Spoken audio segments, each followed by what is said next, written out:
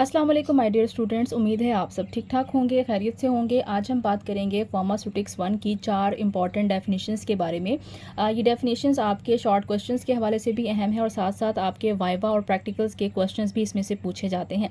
सबसे पहले बात करते हैं डेफिनेशन नंबर 1 जो कि है क्रिस्टलाइजेशन। एशन लफ्ज़ का मतलब होता है प्रोसीजर या अमल। जिस भी चीज़ के आखिर में एशन आता है वो रिप्रेजेंट करता है कि ये किसी अमल को या किसी प्रोसीजर को शो किया जा रहा है।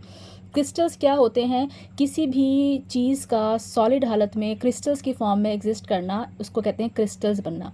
अब एक ऐसा प्रोसेस जिसमें कोई आपके पास लिक्विड मौजूद हो और उस लिक्विड को आप किसी तरह से सॉलिड हालत में, और सॉलिड की भी मुख्तलिफ शक्लें होती हैं, जैसे कि सॉलिड ग्रेन्यूल्स होते हैं, सॉलिड पाउडर शक्ल होती है, लेकिन कुछ शक्ल ऐसी होती है जिसको आप क्रिस्टल्स कहते हैं।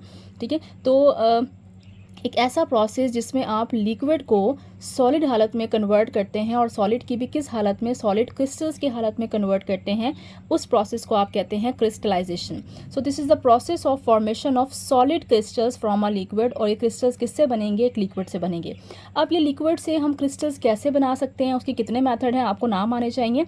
आपकी बुक में इनके सिर्फ नाम मेंशन किए गए हैं। पहला मेथड है इवेपोरेशन। इवेपोरेशन का मतलब होता है बुखारात में कन्वर्ट करना।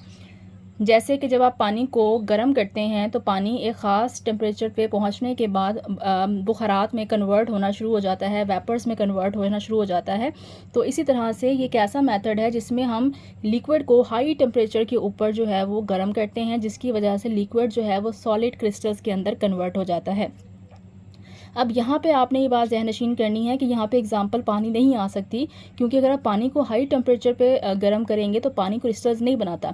सारे के सारे लिक्विड क्रिस्टल्स फॉर्म में नहीं आ सकते। कुछ खास किस्म के लिक्विड्स होते हैं जिनको जब आप हाई टेम्परेचर पे गर्म करते हैं तो वो अपने आप को क्रिस्टल्स के अंदर कन्वर्ट कर लेते हैं।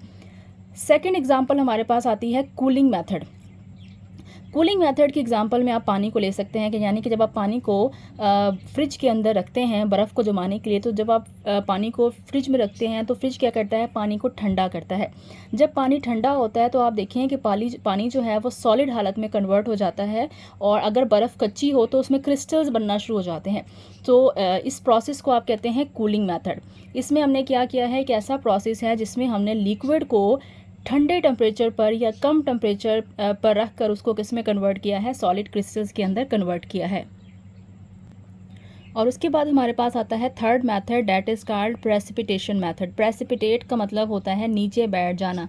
जैसे कि जब आप पानी के अंदर किसी रेत को डालते हैं या किसी भी ऐसी चीज़ को डालते हैं जो पानी के अंदर हल नहीं होती और वो नीचे बैठ जाती है, तो उसको आप कहते हैं प्रेसिपिटेट हो जाना। तो प्रेसिपिटेशन भी एक ऐसा मेथड है जिसमें हम लिक्विड को जो है वो स्टेबल हालत में रखते हैं, तो लिक्विड के अंदर जो भी सॉलिड पार्टिकल्स होते हैं वो नीचे क्रिस्टल्स की फॉर्म में जमा होना शुरू हो जाते हैं। तो इस 3 तरीक़ों से हम ख़ास किस्म के लिक्विड्स को कन्वर्ट कर सकते हैं सॉलिड क्रिस्टल्स के अंदर। अब क्रिस्टलाइजेशन का प्रोसेस फार्मेसी में क्यों पढ़ाया जाता है और इसकी क्या क्या एप्लीकेशन है फार्मेसी में, वो हम देख लेते हैं। सबसे पहली बात कि इसको हम इस्तेमाल करते हैं फॉर प्यूरिफिकेशन पर्पस। यानी कि जब भी आप किसी भी लिक्विड को सॉलिड के अंदर कन्वर्ट करेंगे, चाहे आप उसको गर्म करें चाहे आप उसको ठंडा करें, तो जो भी एक्स्ट्रा लिक्विड है वो इवेपोरेट हो जाएगा और प्योर ड्रग जो है वो आपके पास हासिल हो जाएगी। It is use in pharmaceutical industry to obtain pure solid drugs. Same हम इसको मुख्तलिफ तरह के, जब हम प्लांट से मुख्तलिफ केमिकल्स निकालते हैं, एक्टिव इंग्रेडिएंट निकालते हैं, तो सम टाइम्स उसके अंदर वाटर भी मौजूद होता है। अब हम क्या करेंगे? हम उसको जब मुख्तलिफ तरह के प्रोसीजर से गुजारेंगे और उसको हम हीट करेंगे या हम उसको ठंडा करेंगे, तो उसमें से पानी जो है वो ख़त्म हो जाएगा और हमारे पास प्योर ड्रग जो है वो हासिल हो जाएगी। सो बेसिकली क्रिस्टलाइजेशन का प्रोसेस जो है प्योर फॉर्म में किसी भी कंपाउंड को हासिल करने के लिए किया जाता है। It gives stability to the product.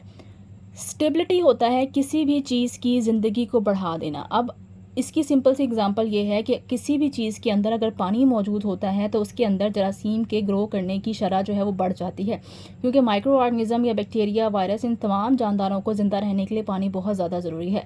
अगर आप किसी भी चीज़ के अंदर से पानी को रिमूव कर दें तो बहुत कम चांसेस होते हैं कि उसको बैक्टीरिया लगे या उसको फंजाई लगे या उसको फंगस लगे या उसको एल्जी लगे।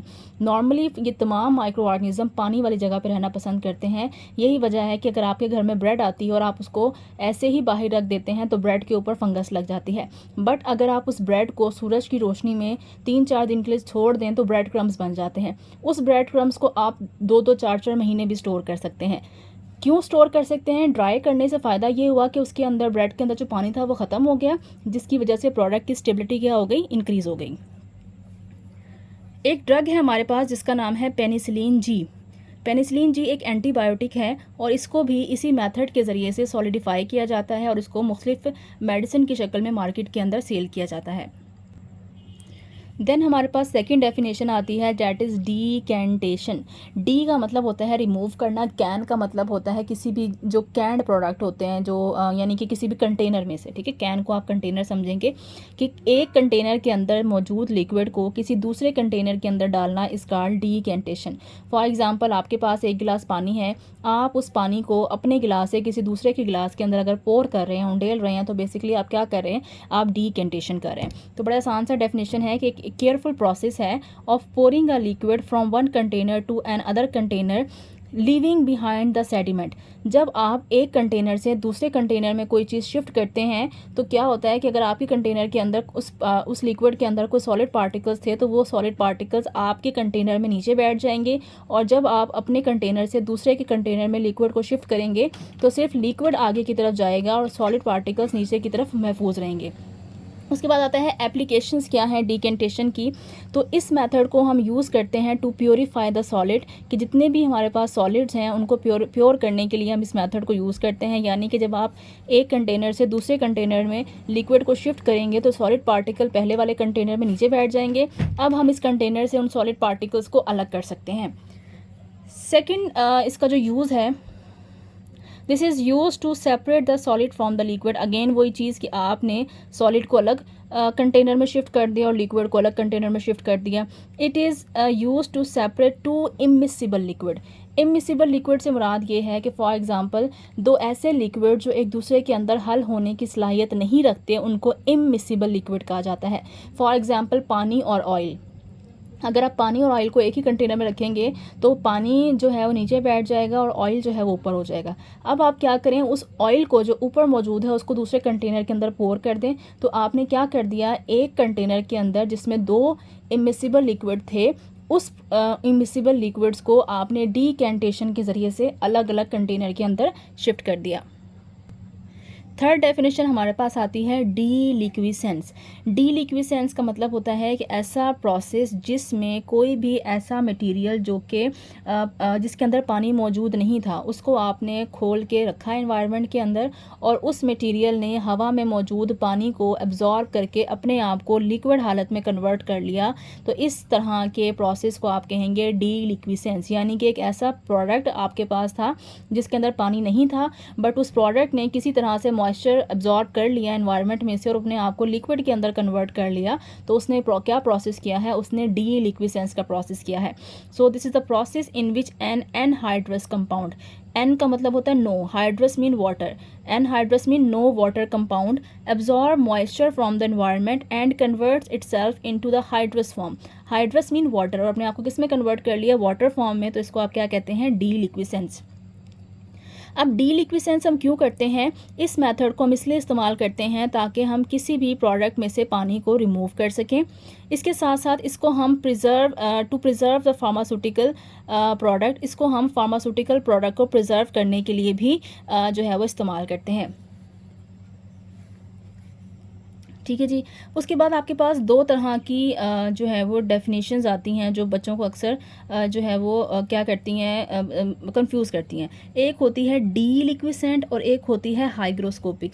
आपने अक्सर देखा होगा कि जब आप जूते खरीद के आते हैं किसी भी ब्रांड से तो उन जूतों के डब्बे के अंदर एक छोटा सा पैकेट होता है और उस पैकेट को अगर आप खोलें तो उसके अंदर वाइट ग्रैन्यूल्स होते हैं, वो बेसिकली सिलिका जेल होता है। सिलिका जेल क्या होता है, ये एक ऐसा केमिकल है जो कि आपके मॉइस्चर के अंदर से नमी को एब्जॉर्ब करता है। ठीक है, मॉइस्चर के अंदर से नमी को एब्जॉर्ब करता है और वो जूतों के ब्रांड में इसलिए रखा जाता है बॉक्स के अंदर ताकि आपके जूते जो हैं अगर लेदर के बने हुए हैं या किसी भी चीज़ के बने हुए हैं तो वो मॉइस्चर को एब्जॉर्ब ना करें, बल्कि जूतों की जगह मॉइस्चर को कौन एब्जॉर्ब कर ले, आपका सिलिका जेल एब्जॉर्ब कर ले और आपकी जूतों की जो लाइफ है उसको इंक्रीज़ कर दिया जाए। ठीक है, तो ये प्रोडक्ट जो कि अपने आप वाटर को एब्जॉर्ब करता है, लेकिन आप 2 साल बाद भी उस पैकेट को अगर खोल के देखेंगे ना, तो वो उसी हालत में होगा, वो सॉलिड हालत में होगा, वो कभी भी अपनी हालत को चेंज नहीं करेगा। इस तरह के केमिकल्स जो कि मॉइस्चर को एब्जॉर्ब तो करते हैं लेकिन अपनी शक्ल को चेंज नहीं करते, सॉलिड हालत में ही रहते हैं, उनको कहते हैं हाइग्रोस्कोपिक। ठीक हो गया। जबकि ऐसे मटेरियल जो कि पानी को एब्जॉर्ब करते हैं और अपने आप को लिक्विड हालत में कन्वर्ट कर लेते हैं, उनको आप कहते हैं डीलिक्विसेंट। ठीक हो गया। तो आपको एग्जांपल पता होने चाहिए कि कौन कौन से केमिकल डीलिक्विसेंट होते हैं और कौन कौन से केमिकल्स जो हैं वो हाइग्रोस्कोपिक होते हैं। कैल्शियम क्लोराइड और मैग्नीशियम क्लोराइड को अगर हम हवा में रखेंगे तो ये केमिकल हवा में से पानी को एब्जॉर्ब करेंगे और अपने आप को लिक्विड में कन्वर्ट कर लेंगे। ठीक है, तो इनको हम क्या कहेंगे, ये डीलिक्विसेंट हैं। जबकि सोडियम क्लोराइड नमक, ठीक है, और सिलिका जेल, इनको अगर आप रखेंगे हवा के अंदर तो ये पानी को एब्जॉर्ब तो करेंगे लेकिन ये अपने आप को लिक्विड में कन्वर्ट नहीं करेंगे, तो इनको आप क्या कहेंगे, ये हाइग्रोस्कोपिक होते हैं। नमक को अगर आप खोल के भी रख दें तो नमक के अंदर किसी हद तक मॉइस्चर ज़रूर आ जाता है, वो गीला या वेट ज़रूर होता है बट वो लिक्विड में कन्वर्ट नहीं होता। तो ये किस में आते हैं, ये आते हैं हाइग्रोस्कोपिक कंपाउंड्स के अंदर। लास्ट डेफिनेशन जो हमारे पास आती है वो है डेसिकेशन। डेसिकेशन की भी जो एग्जांपल है वो उसी तरह से है जो अभी हम पिछला टॉपिक पढ़कर आए हैं, जिसमें हमने क्या कहा था कि कोई भी ऐसा प्रोडक्ट होता है जो कि मॉइस्चर को खुद एब्जॉर्ब करता है और अपने आप को या तो लिक्विड हालत में चेंज कर लेता है या लिक्विड हालत में चेंज नहीं करता, बट जिस प्रोडक्ट के अंदर हम ये केमिकल डालते हैं उस प्रोडक्ट को मॉइस्चर से बचा लेता है। तो डेसिकेशन भी एक ऐसा प्रोसेस है, बस इसमें फ़र्क ये है कि इसको हम एक बाकायदा एक हमारे पास छोटा सा कंटेनर होता है, उस कंटेनर का नाम होता है डेसिकेंट। ठीक है, या डेसिकेटर आप उसको कह सकते हैं। उस डेसिकेटर के अंदर हम क्या करते हैं, ये डेसिकेटर किस चीज़ का बना हुआ होता है, ये ग्लास या शीशे का बना हुआ होता है। इसमें हमारे पास इस तरह का सपोज करें एक ट्यूब है या हमारे पास एक जार बना हुआ है। इसके नीचे वाले पोर्शन में हम डेसिकेटर डालते हैं। डेसिकेटर वो चीज़ होती है जो मॉइस्चर को एब्जॉर्ब करेगा। ठीक है, और उसके ऊपर एक बारीक सी मेम्ब्रेन होती है या बारीक सी जाली होती है। उस जाली के ऊपर हम क्या डालते हैं, उस जाली के ऊपर हम उस केमिकल को डालते हैं जिस केमिकल के अंदर से हमने पानी को निकालना होता है, और उसके बाद हम इस को क्या कर देते हैं, कवर कर देते हैं और उसको कुछ दिनों के लिए छोड़ देते हैं। अब क्या होगा कि फॉर एग्जांपल आपके पास कोई केमिकल था, उसने मॉइस्चर एब्जॉर्ब कर लिया, आपने उसको यहाँ पे फैला दिया क्योंकि आप उसके अंदर से मॉइस्चर को निकालना चाहते हैं। अब आपने नीचे क्या कर दिया, नीचे आपने डेसिकेटर या सिलिका जेल डाल दिया। क्या होगा कि ये सिलिका जेल क्या करेगा, इस केमिकल के अंदर मौजूद जितने भी वाटर के मॉलिक्यूल्स हैं उनको अपने अंदर एब्जॉर्ब करना शुरू कर देगा, और एज अ रिजल्ट जब आप कुछ दिनों के बाद इसको खोलेंगे तो जो भी आपका प्रोडक्ट है वो किससे साफ़ हो चुका होगा, वो आपका जो प्रोडक्ट है वो वाटर उसके अंदर से ख़त्म हो चुका होगा। So it is a drawing process. तो ये भी एक खुश करने का प्रोसेस है जिसके ज़रिए से हम किसी भी प्रोडक्ट में से वाटर को रिमूव करते हैं। इसके लिए हमें ग्लास कंटेनर चाहिए होता है जिसके अंदर डेसिकेंट या ड्राइंग मटेरियल एजेंट यूज़ होता है। वो कौन सा एजेंट है, वो सिलिका जेल है। जो एजेंट है उसको हम कहाँ रखते हैं, उसको हम रखते हैं नीचे, और शेल्फ़ के ऊपर क्या रखते हैं, ये जो शेल्फ़ है इसके ऊपर हम उस प्रोडक्ट को रखते हैं जिसके अंदर से हमने मॉइस्चर को निकालना होता है। अब इसकी भी एप्लीकेशन ऑलमोस्ट सेम है जैसे कि आपने पीछे पढ़ी है कि इसको हम किसी भी प्रोडक्ट में से वाटर को रिमूव करने के लिए यूज़ करेंगे। इसको हम फार्मास्यूटिकल प्रोडक्ट को प्रिजर्व करने के लिए यूज़ करेंगे। प्रिजर्व करने के लिए कैसे यूज़ करें, जैसे अपने जूतों को प्रिजर्व करने के लिए उसके अंदर सिलिका जेल डालते हैं। तो बेसिकली सिलिका जेल क्या होता है, डेसिकेटर होता है। वो आपके जूतों के अंदर मौजूद पानी को खुद एब्जॉर्ब कर लेता है और आपके जूतों को नमी से बचाता है और आपके जूतों की स्टेबिलिटी को इंक्रीज़ करता है और आपके जूतों को प्रिजर्व करता है। इस तरह इसके अलावा all hygroscopic drugs are dried by this process. Hygroscopic वो ड्रग होती हैं जो कि आपको पीछे बताया है जो वाटर को एब्जॉर्ब करने की सलाहियत रखती हैं। कुछ केमिकल्स ऐसे होते हैं जिनको अगर आप स्टोर भी करें तो वो क्या करते हैं, मॉइस्चर को एब्जॉर्ब कर लेते हैं, वो ड्रग्स जो हैं वो ख़राब हो जाती हैं। अब हम इन ड्रग्स को फेंक तो नहीं सकते क्योंकि ये ड्रग्स बहुत कीमती होती हैं, बहुत महंगी होती हैं, तो फिर हमें इनको क्या करना पड़ता है, फिर हमें इनको इस अमल से गुजारना पड़ता है ताकि जो मॉइस्चर ड्रग ने एब्जॉर्ब किया है उस मॉइस्चर को हम उसके अंदर से रिमूव कर सकें और उस ड्रग को अगेन हम किसी भी टैबलेट की शक्ल में या कैप्सूल की शक्ल में कन्वर्ट करके मार्केट के अंदर सेल कर सकें। तो ये था आज का टॉपिक। उम्मीद है आपको टॉपिक पसंद आया होगा। इससे रिलेटेड कोई क्वेश्चन है तो आप मुझसे पूछ सकते हैं। वीडियो पसंद आए तो प्लीज़ वीडियो को लाइक किया करें, चैनल को सब्सक्राइब किया करें। Thank you so much. अल्लाह हाफ़िज़।